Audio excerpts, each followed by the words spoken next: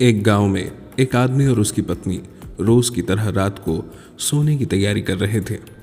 घर में हल्की रोशनी जल रही थी और सब कुछ बहुत सामान्य लग रहा था, बिल्कुल रोज की तरह।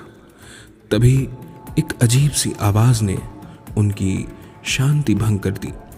पत्नी ने फौरन अपने पति का ध्यान उस आवाज की ओर खींचा और धीरे से फुसफुसाते हुए कहा, चुप रहो और सुनो। दोनों कुछ पल चुपचाप रहे और महसूस किया कि घर के बाहर कोई हरकत हो रही है। यह कोई सामान्य आवाज नहीं थी, बल्कि ऐसा लग रहा था जैसे कोई घर में घुसने की कोशिश कर रहा हो। उन्हें समझ आ गया कि कोई चोर उनके घर को निशाना बना रहा है। पति ने जल्दी से एक योजना बनाई और धीरे से अपनी पत्नी को बताया। वे दोनों बिस्तर पर लेटे लेटे सोने का नाटक करने लगे।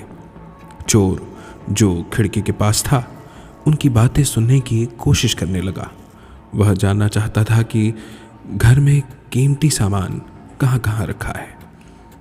पति और पत्नी ने एक चालाकी भरी योजना शुरू की। उन्होंने बच्चों के नाम पर बातचीत करने का नाटक किया और पति ने अपनी पत्नी से कहा, हमारे बच्चे का नाम क्या रखें, कैसा रहेगा? पत्नी ने थोड़ा अभिनय करते हुए कहा, हाँ, नाम तो सोचना पड़ेगा। और इसके बाद उन दोनों ने तय किया कि क्यों ना बच्चे का नाम राम रखा जाए। उन्होंने जोर जोर से अलग अलग तरह से राम का नाम लेना शुरू किया, जैसे राम ये काम मत करो या राम खाना खा लो। यह सब सुनकर चोर को लगा कि वे सिर्फ बातचीत कर रहे हैं और शायद उन्हें नींद आने में थोड़ा समय लगेगा, लेकिन असल में ये सब एक योजना का हिस्सा था। गांव का कोतवाल, उसका नाम राम था, पास ही गश्त लगा रहा था।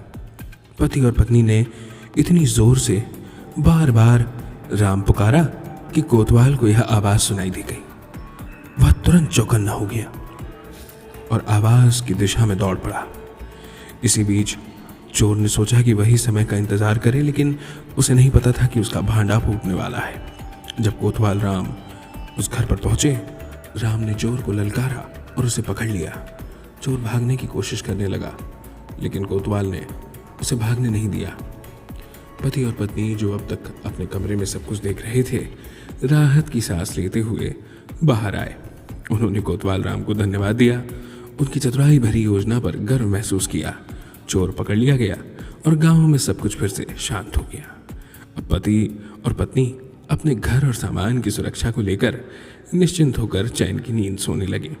यह घटना उनके साहस और समझदारी का प्रमाण बन गई, जिसे गांव के लोग भी बाद में सराहने लगे।